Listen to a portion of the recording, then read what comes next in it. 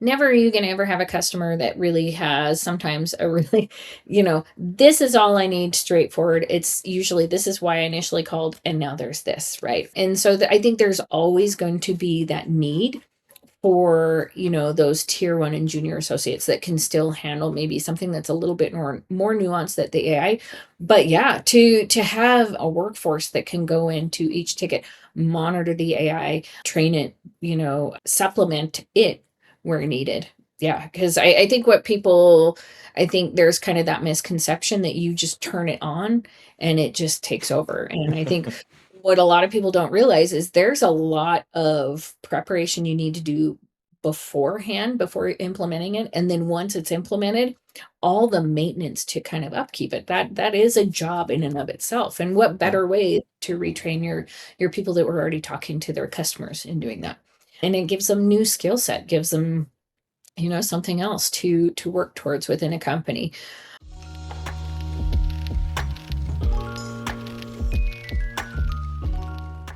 Hello and welcome to the CX Files. Today's guest is Andrea Townsend, Manager of Customer Support at Human Interest. Her career has been focused on CX throughout, with leadership roles at 1 800 Contacts, Purple, and Gabb Wireless. She's a firm believer in team autonomy, putting her team members first and preparing them with the skills and training they need to do their jobs without her. This means she loves process improvements that drive results for CX, including CSAT and first response time within SLAs. Andrea, thanks for joining. Ah, thanks for having me. Yeah, my pleasure. One one question I always like to ask my guests, and I always open with this because it sets the stage. What is something when you started your career that really stood out to you as just surprising or unexpected? Yeah, that's a great question. I think for me, first and foremost, how much I actually enjoy it. I initially got started just as an agent, as a stay-at-home mom and, kind of just customer support for part-time and then just kind of really fell in love.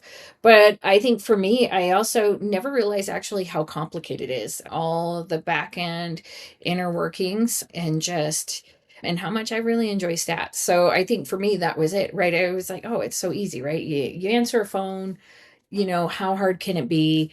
But really, and I think that's kind of become one of my biggest pet peeves, especially as I've spent um, a good majority of my latter part of my career in startups. And so you have a lot of people who don't, who are leading the charge that don't have a background in customer support and, kind of that attitude of a monkey can do it. And, it's so I think really it's like that's actually not the case. These are some of our lowest paid employees, but yet they have the most impact. And really it takes a lot of emotional intelligence and skill. Absolutely. And I think you're touching on something which everybody can kind of relate to, which is this sort of underdog status of the support function. More and more, I hope historically, and not so much the case today, but definitely there's an inertia there and there's an expectation there. If you rank all the business departments in terms of, you know, priority in air quotes, you have sales and marketing and product at the top of the stack, right? But I think that there's this growing awareness of the real revenue impact of support and the complexity of the role, especially in these, rapidly changing times. What is something that you think has really evolved or that you'd like to see evolve more in the CX function?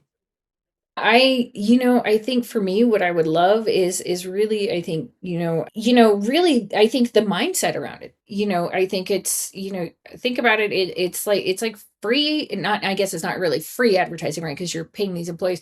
But think about it. It is. They are your marketing department. They are your sales department, and really kind of not just looking at it. It's always viewed as just the cost, department, right? And so often overlooked because what is the revenue? But really, without that focus on that experience and focus on those agents and proper training and support, they really do have huge impact on the revenue for a company. So I think just really that mind shift and kind of the pivotal role that they actually play. Absolutely. Yeah, I think, historically, it's been hard to measure revenue impact from Mhm. support. And I hope and I believe that that is changing. Mhm. Um, but this support is a cost. We need to minimize it. Mhm. Yeah, I mean that's true to a degree, but Mhm. it's also it's retention, right? It's a chance to increase lifetime value of your customers. What do you think about this new capacity of support to drive retention, to drive lifetime value, to drive some of these revenue metrics?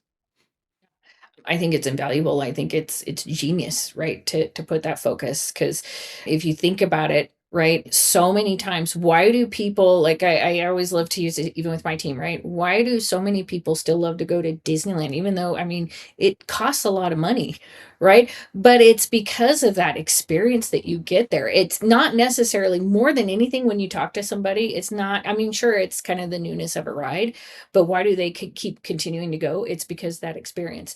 It's not because of what, nobody could tell you the name of the CEO. I mean, sure, some people could, right? But more than likely, they're going to tell you about the people that they interacted while they were there, right? So that is truly the face of that company. And I think if you treat any other company like that, and I think some of this is just really that was very much 1-800 contacts motto, right? It was just, it's not services was kind of their product, but contacts were what you received, right? And so it was really, they recognized there that those frontline associates, they're the ones that are really, they have that brand voice. They're the ones that customers are interacting with. And you can put ads out, you can spend tons of money on marketing, but it's really, that impact which is going to drive that brand loyalty. Nobody's going to be loyal to a brand because they saw a really cool ad, right? It might drive them there, but what is going to keep them coming back? Right. Yeah, and how much more expensive is it to get a new customer versus to keep an existing one, right? Exactly, right? Tons of money just getting new customers, but how do you keep them coming back? Yeah. Yeah, I mean, it's a good point too. I mean, if you're selling whether you're selling contacts or insurance or whatever it is, if you're selling a product that is not maybe not inherently emotional, it's not Mhm. inherently going to create an emotional experience for your customer, Right, then they still have an emotional connection to your business, but it right. manifests itself as the humans that they interact with, the support team, in many Mhm. cases. And so that actually creates this larger piece of the pie when you talk about the whole customer experience. It's like that part gets exaggerated even more. What do you think about this idea of customer experience as a whole being so much bigger than support by itself? I think when I first started my career, it was very much siloed, and I was very used to, you would have a separate customer support department and you would have a separate customer experience department.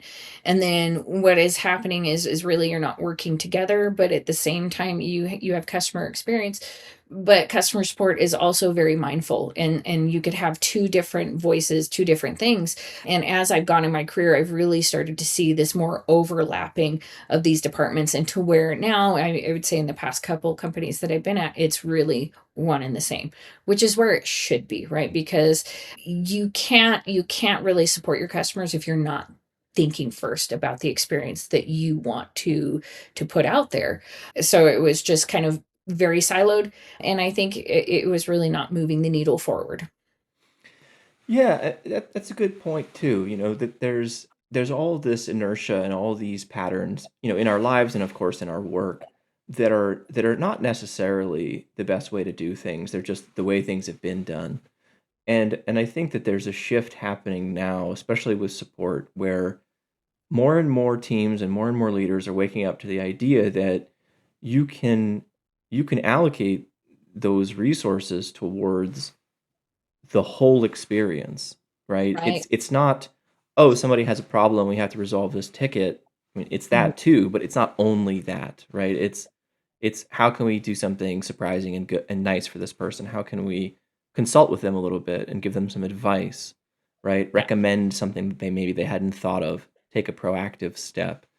How do you think about this new opportunity and sort of getting away from, just fixing problems?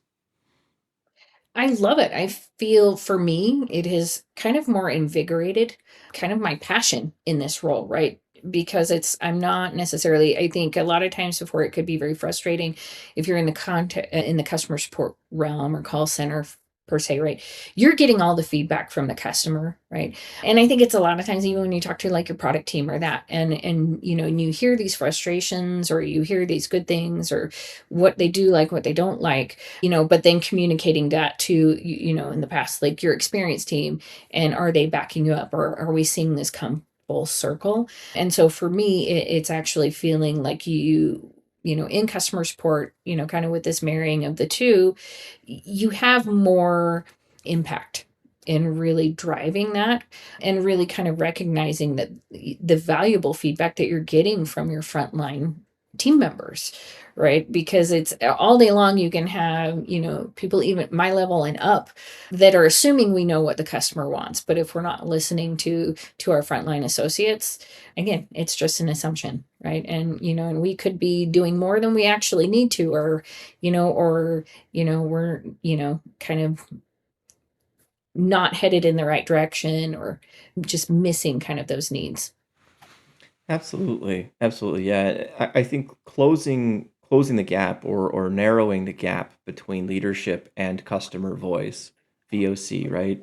That's such a powerful lever for the whole business. It's not only a way to improve support, but the whole business, every department, basically. Right. And I think that more and more there's this opportunity, really exciting opportunity in support and CX generally to use VOC as your right of your data as the support department and your Right. leverage, and then bring that into these cross-functional conversations, bring that to leadership, and really own that. How do you think about, how do you think about this theme of like bringing the VOC into the conversation, bringing it cross-functional? I love it, like, because I feel that, one, it is going to help drive that customer loyalty to your brand, right? Because there's nothing, a lot of times what you start to see is, especially in the e-commerce world, a lot of times you're going to see the same complaints over and over and over again. And then really, especially in my most recent prior to human interest, right, in the furniture industry, right? And if you're not paying attention to those things, right, then you're not looking to make those improvements on your products. I think Purple was a great example of that, where they were so aware of the reviews, and then going back to the innovations team to consistently redesign their products. And then at the same time, I think, especially our teams that were our retention teams, the returns and warranty teams, felt so much more empowered, because I think they can get very apathetic because it's, oh, our products suck, right? That we're always same things, so how can they restore that loyalty when they don't have that loyalty themselves? But when they feel confident that, oh my gosh, our company and our product team is listening to what we're hearing, and then we're seeing these changes, I think it just kind of all comes full circle. Definitely. Yeah, I mean, this full circle is a good way to put it, right? Because it is a circle. It's this cycle that keeps moving around, and if you can if you can act on VOC, and you can use that true understanding, not only the data but also the human understanding of the customer, bring that into the conversation, then that whole process becomes a positive cycle, right? I think that there's often a challenge that support has, that a lot of support leaders that I've spoken to, they have this challenge of selling their initiative, whatever it is they're trying to achieve, of selling it internally, of getting buy-in.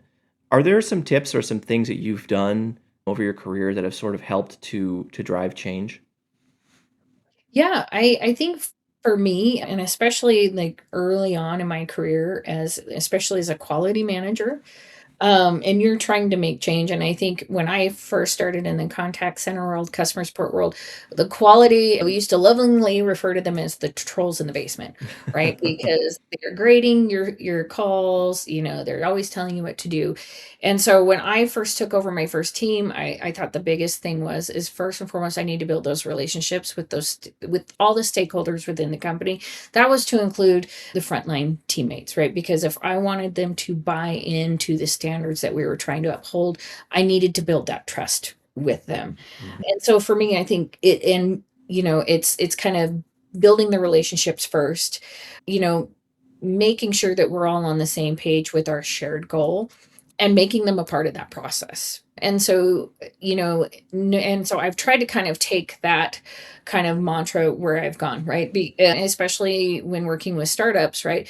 It's constant change all the time. And how do you get the people below you excited for these changes? Because every change, it can be a huge disruption, it can be uncomfortable, they don't know, and it might cause frustration on a customer's end, and how do they speak to that? And it might cause, disruptions cross functionally with other teams, and how do you get them to buy in?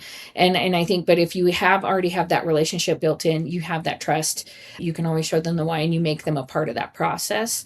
It I think it gets that buy-in a lot easier. And then when things aren't so right, and because things will inevitably go wrong anytime you're making change, people are more willing to stick it out, and not, rather than say, well, that was a failure, we're going to pivot back to what we were doing before. So I think for me, it's just all about building the relationships first.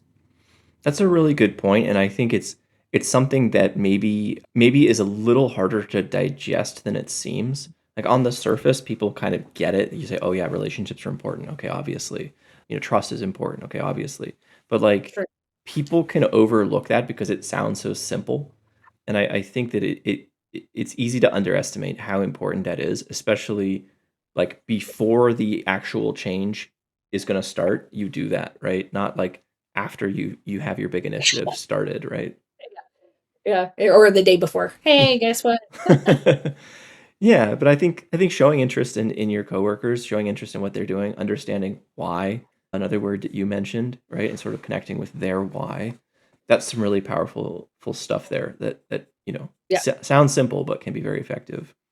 Yeah. Oh, yeah. And I think it's in a lot of things. It just, it's like, how did you? I think it was, so just a shout out to Human Interest. We're the first company in the retirement space to win a JD Power Award. I came on right as they were finishing up, so I had no impact on this, but it was just a matter of, and I just remember we were talking about it, and one of our senior leaders was like, "What did you guys do?" And it was just like, we just offered the survey. It was nothing groundbreaking, right? And I think a lot of times that's really what it is it's really nothing groundbreaking that you can do to make change. And to your point, I think that's why it's so overlooked, because it seems like, oh, that's obviously right. hmm hmm Yeah, I keep I have this sort of this theme that keeps coming back in my life and in my work, which is simple but hard, right? Simple but hard things. And it's easy to overthink, right? It's easy to over process sometimes, but just doing the simple but hard things is really important, the fundamentals, right? I wanted to shift gears a little bit and ask you about the analytical and data and metrics side of things. I know this is something that you're excited about. What is your favorite metric and why? Oh gosh, well, I mean, obviously quality.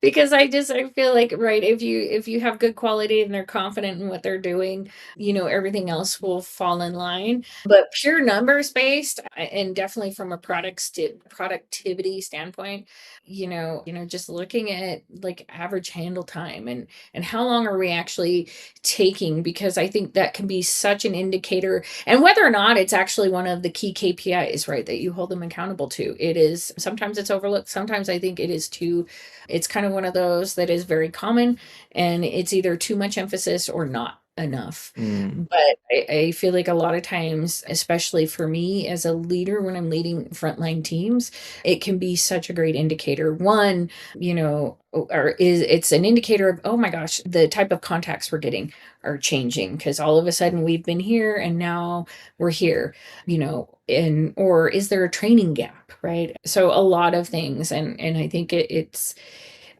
more just kind of that flagship of metric that usually will indicate a lot of who knows. But I love it. It's easy to measure. mhm. And that's a good one. Yeah, I mean, it's a good signal, right? If you see it go up across your team, Mhm. that's a sign that something's changed in the customer relationship and the product or the service, right? or maybe it's, not reacting to change fast enough. It could be a flag for training, like you said. What do you think is the opportunity, or what would you like to be able to measure? What is something you can't measure that you'd like to be able to measure today? Gosh, that's a hard one. I think it's really dependent on the systems Mhm. you're using. And I will say most recently, in a lot of the companies that I've been at, you see a rise in Zendesk. Mm. Zendesk is a big popular one, and I have a Sure. love-hate relationship with Zendesk. And now I'm learning Salesforce, which is very similar, very customizable, but at the same time, I think the systems like this, it's so high level that for me, it's just like the little things. I just want to be able to measure, I just really want to drill down by call or whatever, their after call work time. Right. Mm. But it's like you get these, so it's sometimes it's just those little things. And sometimes I'm just because I'm a huge stats nerd and I like to know what is impacting in all things. And so I think as a lot of companies are starting to use that, um, but for me too, with this is I really is we're focusing heavily on occupancy and adherence, but I don't have visibility into really outside of this, they're offline or they're online. That drives me absolutely insane. Mm. Mhm. Because it's like it's nice to be able to kind of micromanage that thing in the background to where they don't feel that impact. Mhm. And I feel just with the rise of systems like Zendesk and Salesforce, that becomes harder to measure. Mm. And so it's forcing us as leaders to spend a lot of our time like, what are you doing? I saw you in a way. What were you doing? Mhm. Um, Mhm. and rather than just creating a system and having a report that tells me exactly what they're doing. So I can just look at it and I only have to, harass them if it's something that's totally crazy.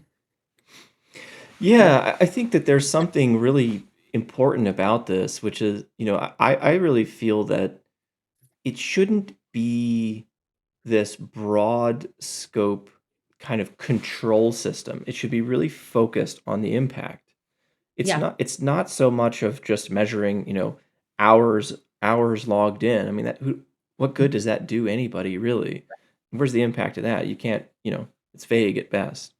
But Mhm. if you know that, hey, yeah, somebody stepped away for 15 minutes and then they came back and crushed it, right? Yeah. And they made a huge Yeah. impact. It's like, great, you took a 15-minute break, no problem, right? Right. Yeah.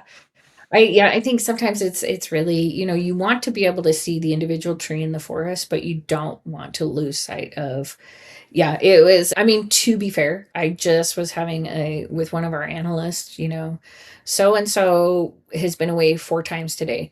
And then of course, one of the other managers, my boss is like, "Well, can you have a conversation with him?"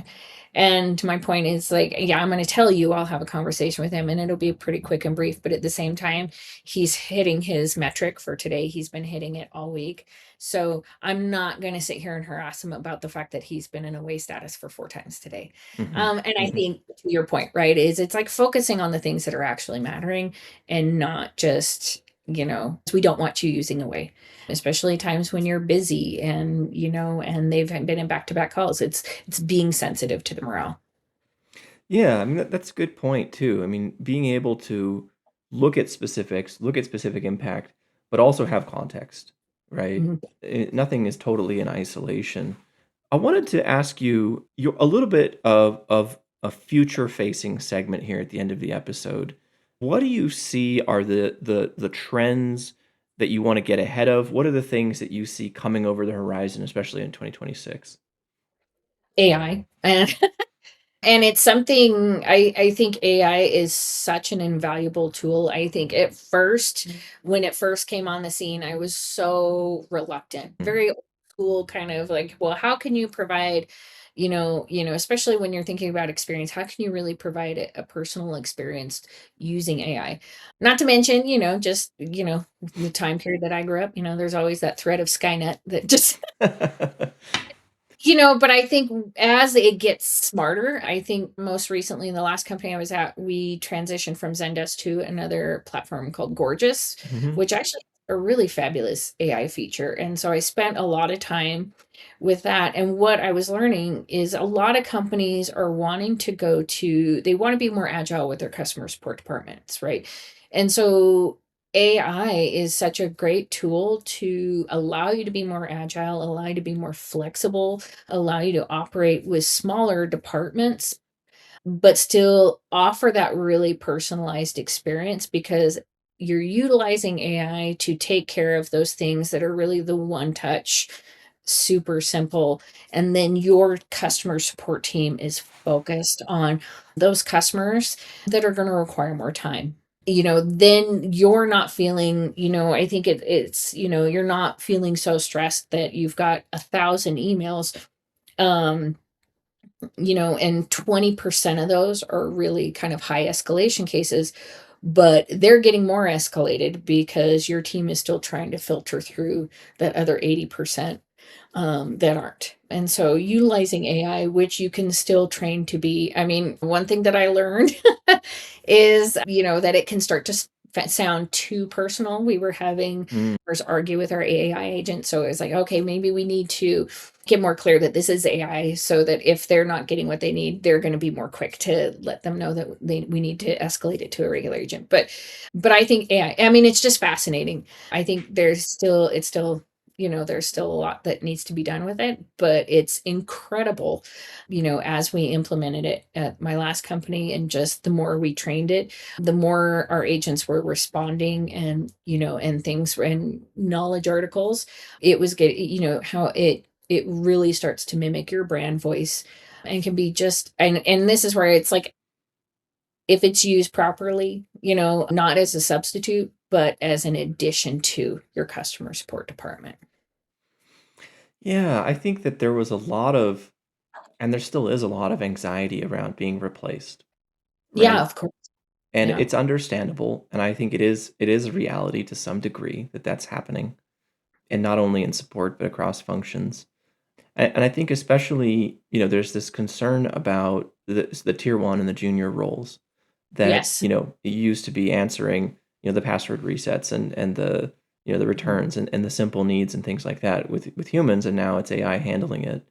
There's an idea that I'm hoping to popularize, which Yeah. is the idea that these tier one and junior roles don't need to disappear. Instead, they can be redirected into improving the AI and improving the results, right? Doing some of Oh, the knowledge management tasks, doing some of the AI optimization and sort of feedback there.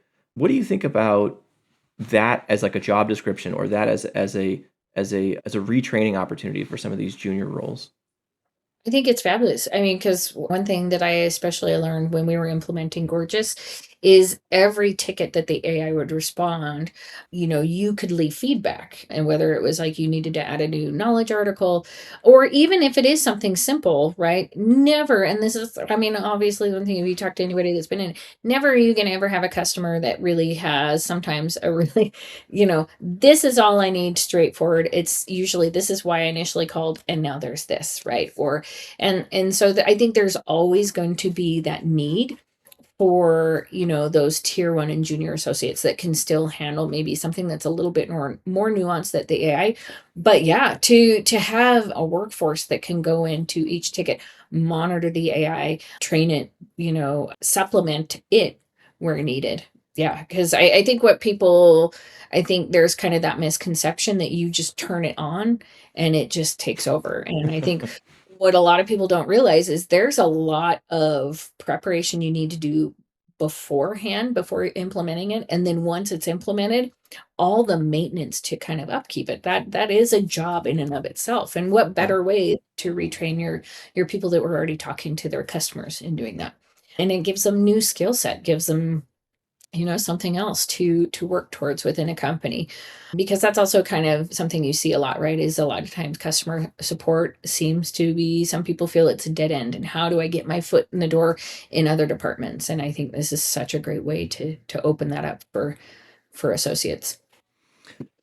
Well, I'm really happy to hear you say that, and I think it goes, it could start at the junior roles. It can extend into the lead positions and the management positions and executive positions as well, because I think that this AI wave, this this AI tidal wave, if you will, is Yeah. just so large, but the leading edge of it, where it's being applied the most, there's only a few really popular use cases, and support is one of the biggest ones. Yeah. So I think historically in the support function, the new technology that comes out, it wasn't focused in support. It was just support had to kind of catch up to it. But here, there's an opportunity to be at the leading edge, actually. And so Yeah. if teams can lean into that a little bit, not Yeah. only junior but all the way up to executive, there's this massive opportunity, and it goes cross-functional. It goes, Yeah. down the road for careers. Like I'm so excited about that. Do you see this bright future that I'm talking about, or am I being too optimistic? No, I do, because I think the thing is you could sit here and I think the way some people are viewing customer support is kind of the old dinosaur, right? Having your standard, and I mean, back when I was a customer support agent, right? Being in a department of 100 plus, and you're way staffed, and and as you see the trend, and so it's kind of like, I remember a leader one time telling me, well, this is the direction, this is the bus, and it's going here, and you can either get on the bus or you can get off. And I think what I, and so it is hard, right? Because it is expensive. It is, so it's a cost. It is requiring maintenance. It is requiring some, but it's like, we can be, and this can be such a useful tool, and you can very much lead the way. Because how, I mean, just think, what better kind of petri dish to train AI than having to deal with customers, That's a right? good point. That's a good point. I Mhm. mean, it's messy, right? Yeah. It's messy, it's human, it's rough around the edges sometimes. People get emotional. Like, Yeah. those are ways to really, you could say, stress test a system, any system, right? What does it actually do when it interfaces with a customer? Yeah, exactly, right? Well, man, it's exciting to talk to you, Andrea. I'm excited about this potential, and I really hope to inject a little positivity into this space, because there's so much anxiety and so much fear about AI replacing people. Oh, And yeah. I'm not totally blind to the risks. Okay, I'm aware that there's risks. I'm aware that some people are losing their jobs, and that's never a Yeah. good thing. But I Right. think that it's a messy transition anytime there's a new technology that comes out and people are Yeah. figuring out where to use it, and where are the opportunities. But I see this evolving role of the support department, of the customer success teams, of the customer experience discipline. And AI is this catalyst, this engine that can really open a bunch of doors, because Right. now it does ask for a restructuring. It does ask for a little bit of a direction shift. Those are hard things, but if you can lean into it in the right way, you can manage it in the right way and adjust it in the right way, then you're this you're at the center of the customer experience. You're driving the knowledge of the customer for the whole business, for all the departments. I mean, that's a central and critical role. You're not underdog status anymore, right? You're not like, oh, the end of the road, like bottom of the barrel. No, that's the core of the whole business, right? Right. Well, I mean, think about it. I mean, who goes into customer support and, and they're like, this is my lifelong dream. This is where I want to be. Normally, people will enter into customer support because they're wanting to get their foot in the door. They're wanting to, move on to marketing. They want to go to IT. And this is such a great, I think, tool, to your point, right? To kind of get to lure in people that might want that, that have more of that experience, or that they're getting them more excited. And I think it's a no-brainer, I think, for companies, right? Because now you're building that value, and you're hiring, and you're training, and and you're retaining people, right? Because you're not losing them to other companies because they're going off someplace else. They're staying with your company, and you can, mold them, build them, and make them a part of your structure. Absolutely. Yeah. I mean, I think, we hear news about layoffs, and we hear news about staff turnover, and this is a challenge, for Yeah. all kinds of organizations and different departments. But, if you could retrain and retain people and put them towards more valuable work, it's a Yeah. win for the business. It's a win for the human being too, right? Oh, 100%. And I think, I always look at like attrition and customer support, and, you can always point out companies that have a very churn and burn kind of mentality. And number one, you're spending so much money on training, but really the underlying impact is, how do you maintain that brand of voice? How do you maintain that standard of quality and standard of service? Because you don't have tenure, or the tenure that you do have, they're so burnt out, they're so, probably apathetic at that point. So it's like, why not invest, in your employees? Absolutely. I mean, and as consumers, we've all experienced, we know from the consumer side, we know what those churn and burn experiences, what the result of that is, right? Exactly. It's like a big billboard that says, "Hey, customer, we don't care about you," right? Right. Here's just Right. somebody who's checking a box, right? Right. Okay, let me get on to the next ticket, right? Right. Yeah, because you're paying a ton of money for them not to care because they don't plan on being there long. Yeah. Andrea, I want to wrap up the episode. This has been a great conversation. I think there's a lot of things here that people can get into and act on and think about. Andrea Townsend, everybody, if you want to connect with her, reach out, say hello on LinkedIn. And that is it for this episode of the CX Files. We will see you next time. Bye. Hi. Thanks, Ben.